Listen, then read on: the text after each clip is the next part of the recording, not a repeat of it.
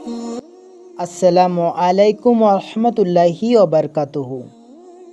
হজরত মুআজ রাজিয়াল্লাহ তাআলা আনহু বলেন, এক ব্যক্তি রাসূলুল্লাহ সাল্লাল্লাহু আলাইহি সাল্লামের নিকট জিজ্ঞাসা করিল, কোন জিহাদের সওয়াব সবচাইতে বেশি? তখন নবী করিম সাল্লাল্লাহু আলাইহি সাল্লাম বলিলেন, যে জিহাদে আল্লাহ তাআলার জিকির সবচেয়ে বেশি করা হয়। জিজ্ঞাসা করিল, রোজাদার মধ্যে সবচেয়ে বেশি সওয়াব কে পাইবে?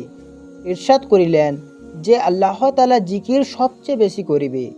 এমনইভাবে নামাজ, জাকাত, হজ এবং সদকা সম্পর্কে রাসূলুল্লাহ সাল্লাল্লাহু আলাইহি সাল্লাম ইরশাদ করিলেন, সেই নামাজ, জাকাত, হজ এবং সদকা সবচেয়ে উত্তম হইবে যাহাতে আল্লাহ তাআলা জিকির বেশি হইবে।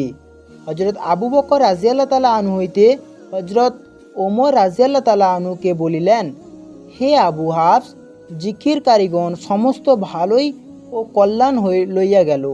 রাসূলুল্লাহ সাল্লাল্লাহু আলাইহি সাল্লাম ইরশাদ করিলেন, একেবারে ঠিক কথা বলিয়াছ।